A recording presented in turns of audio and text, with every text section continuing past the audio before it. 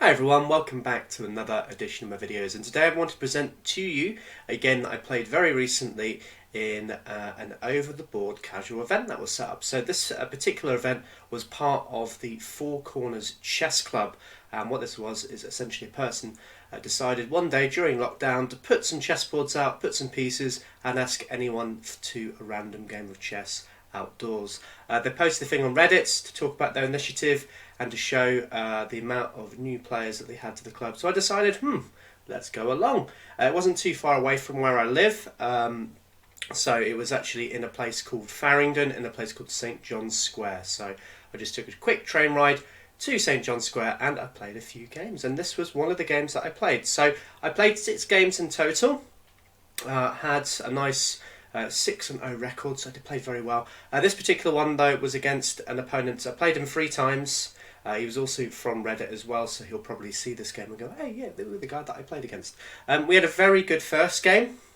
I was very lucky to come away with a win in the first one, particularly as he played very well in the first game. Second game, it was a little bit one-sided, and this one as well was a little bit one-sided, but I thought it was a very interesting game nonetheless, and I thought I would share some of my analysis with you today. So, let's have a look at this game. Before I do, obviously, if you do want to check out the Four Corners Chess Club, do check out that Instagram page. I'll post it in the description below in this video, so if you do want to have a look at that, by all means do. They will post where they're going to be every Saturday, as I do believe they do change their location from time to time, and then they also set up some pop-up clubs as well throughout London. So if you're in the London area, or if you live nearby London and you can get a train like I do, then you can also join in with some of the casual chess.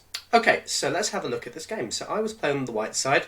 The game started e4, e5, and then d4. So we're going into something known as the centre game.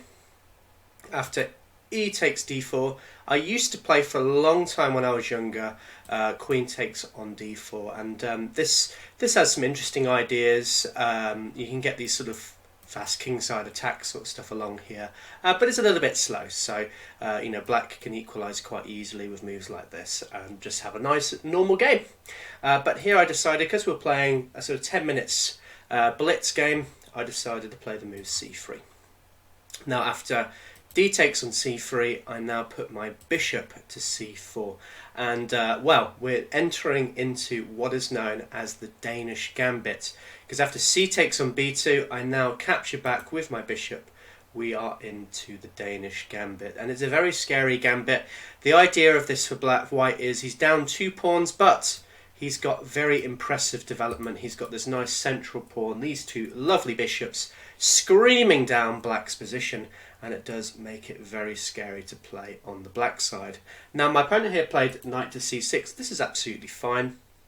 You can see it gives it a little bit of a thumbs up here. Interestingly, the computer likes to move bishop to b4, and this is okay too. The idea of this being that the bishop comes there, and there's 2 ways that white can play in this position. I've seen the move king to f1 be quite effective here, as it just makes this bishop move look a little bit silly. The other move is just developing our knight to c3, and this is absolutely fine. I've seen actually quite a lot of games where I've played this position where my opponent will capture here and allow my bishop to come here, and this is quite bad for black. You can see here now he's got a lot of pressure on this g7 pawn now, and it's going to be a little bit difficult for him to defend all the weaknesses that he has in this position. But in any case, going back, so that wasn't played. The best move, in my opinion, though, is the move d5, and this is a very d5 here. Hey, there we go. Now this move, in my opinion, I think nearly neutralises the gambit. It's very interesting because when you put this position on the Lead Chess opening database, so looking at all of the online games that have been played, this actually swings all the way back into black's favour. The reason for this is the resulting endgame that will most likely occur now really favours black, or at least I would say it's a very equal position, and it's not to white's best taste to play into this particular variation. So let's have a look at that. So after bishop takes, black has to move knight to f6. He's attacking both the bishop and the pawn here. Now it looks as though white has a very strong counter to this move. He can play the move bishop takes on f7. Hey, this looks pretty good. The point of this is, after the king captures back, we have a very nice deflection tactic. We've removed the king away from the defense of his own queen, so he can take here. Now it looks as though we're winning very, very comfortably here. However, black has one saving move that completely equalizes the game, the move bishop to b4. You chuck this in on an engine, it will say 0, 0, 0, 0, so it is essentially an equal position. And you probably don't want that on the white side. Now, there's a problem here for white. How does he defend his queen? He's going to lose it to rook takes here. So we have to come up with something special here. The move queen to d2 is pretty much the only move here.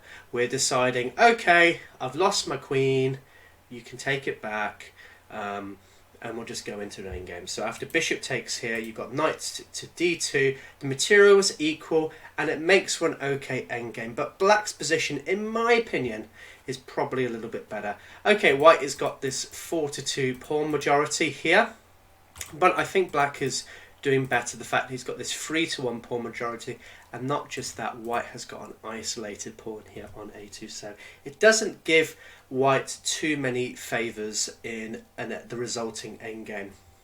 Now, I really like the move here from black, the move rook to e8. This is really good.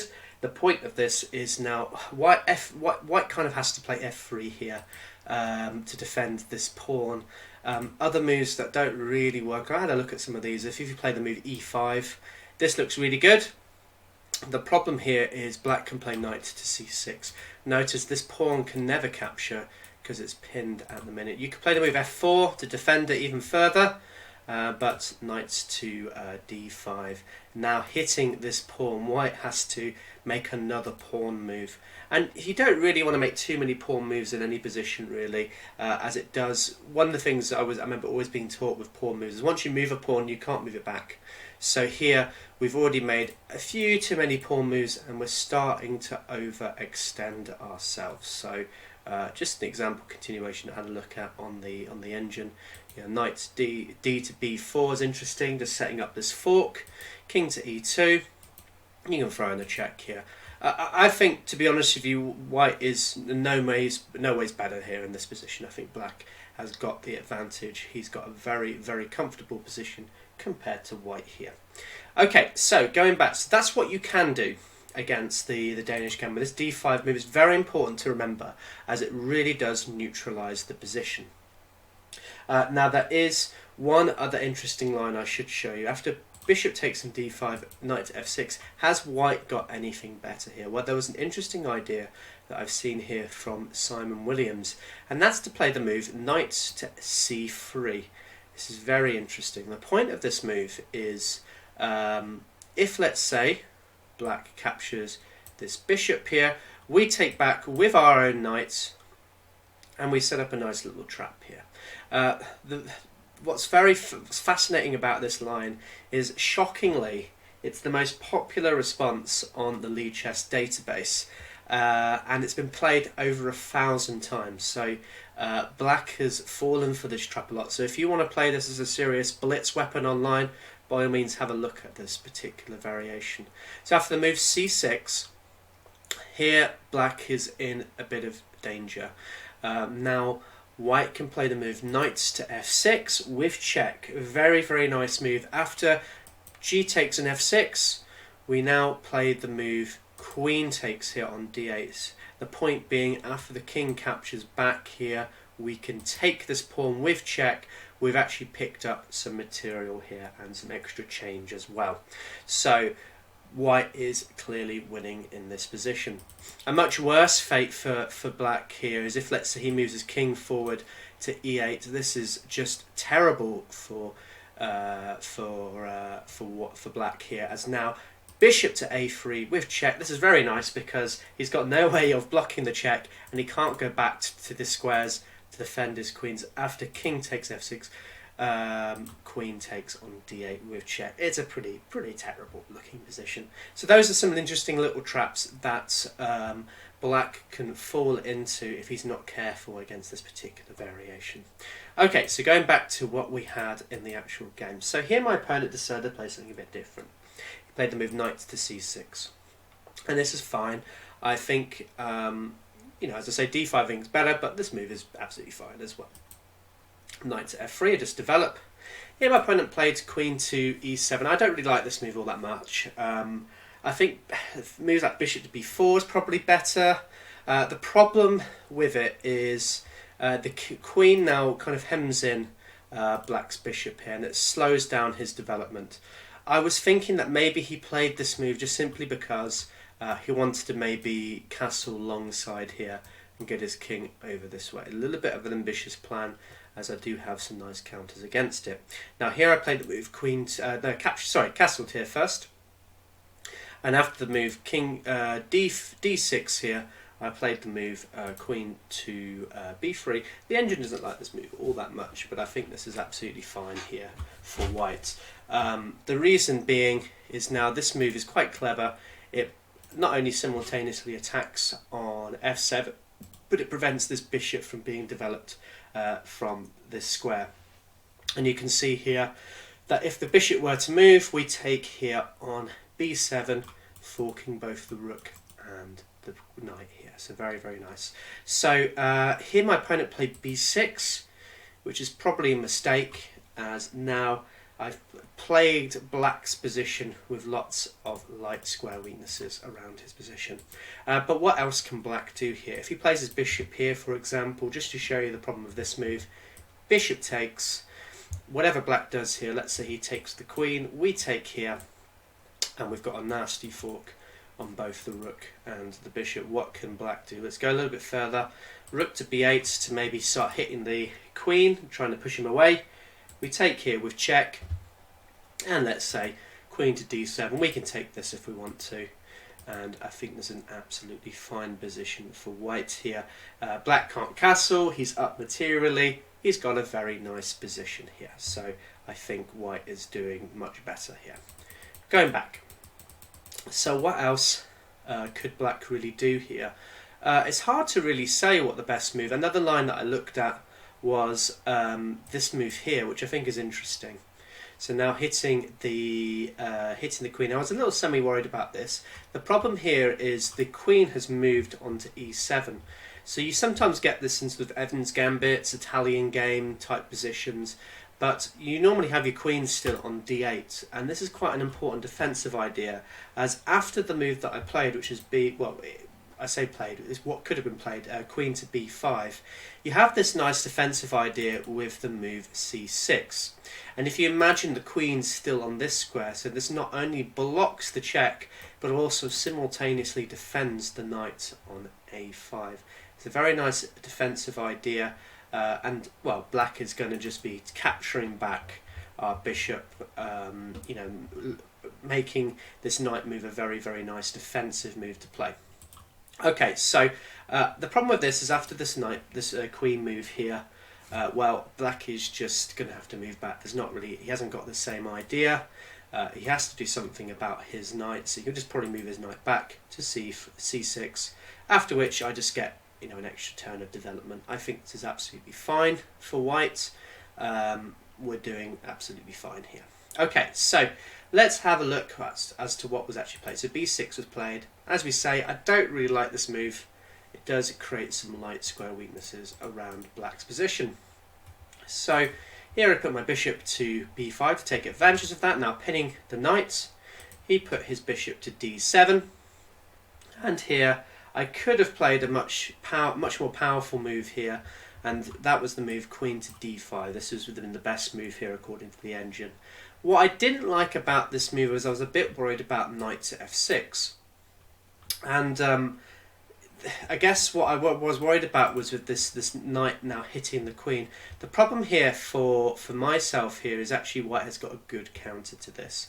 He can in fact just take here with the bishop after queen captures back. There's a nice resulting complication here, a nice bit of calculation needed. So you take here, if he takes back this rook here, you've got bishop takes, king takes, queen takes. The material is even, but by no means black is better here. He's got a lot of problems with his king here. He's going to have some difficulties to develop, and I've still got these nice knights to maybe come into the position, the rook to come into the position. I'm also threatening moves like this as well, this sort of a discovered attack, and then maybe doing some action along here. So this is by no means a good position for black at all here. Okay, so going back to what was actually played then again. So the knights, so that would have been an interesting idea to play this. Instead, I just decided just to develop another piece and put my knights to c3. And here my opponent made a very bold decision. He decided to castle long. I'm not sure I like this move all that much. The problem here for black is, well, he's put his king into a bit of a precarious situation. All my pieces are lined up on this side, and they can attack this black king quite easily. So, you know, when also with these light square weaknesses around the black king is by no means safe here. Alright, so I decided to put my queen to here. Again, I think this was probably a blunder. A better move, playing my knights to d5, is probably a little bit better in this position. Here he put his queen to e6, so trying to challenge the queen and trying to exchange it off. But now after the move knights to d5, I'm in the driving seat here a little bit now. And the point of this being now that black has no longer got this defensive resource of playing his knights to a5. If he does so, well, he's going to be checkmated very easily. So just to show you that, knight here, checkmate and won. Okay, so you can't do anything like that. So in the actual game, my opponent put his other knights g to e7, and here I played my other knights to d4. There's too much pressure for black's position here. I've got all my pieces, all attacking black's pieces, and I'm going to be delivering some very fast mates. The other challenge with this move here is it's now attacking this queen. He's got to do something with the queen, and well, there really isn't any good squares for it to go to. So in the game, in fact, my opponent just blundered here. He captured here on d4. Pretty terrible move, as it now allows me to checkmate in one. I did decide to have a little bit of fun as we were playing a casual game. Decided to prolong the mates just a little bit longer, just for a bit of fun. I had to put my bishop here instead. After the king moved along, I captured here. King's forced to go there, and I thought, oh, do you know, I'll sacrifice another piece. And after this, I was able to deliver checkmate on b7. Very, very nice. So, but going back, what could of black played here in this position? There really isn't a whole lot he can do. If he captures here on e4, we have a very nice continuation here. We can play bishop to a6 with check. After the king comes to b8, we now have a discovered attack check. We can play knight takes on c6, hitting with check, but simultaneously being ready to capture the queen here. What can black do in this position? He can capture this knight, we take the queen, and okay, black gets back a bit of a material, but after queen to d3, we're up 3 points in material. It's a very, very comfortable position for us to play in. So, very nice little casual game here. It wasn't very long, but I just thought it was one of the more interesting games from my casual Blitz adventures. If you like this this video, please make sure you give it a like. Subscribe to the channel if you want more videos like this, or if you want to have a look at some of my puzzles as well that I've posted on the channel as well. By all means, you can do that. I'll hopefully put some more stuff from the Four Corners Chess Club if I do get some time to go out there again and play some more casual chess. But anyway, guys, I hope you enjoyed this video, and I'll see you soon. Take care.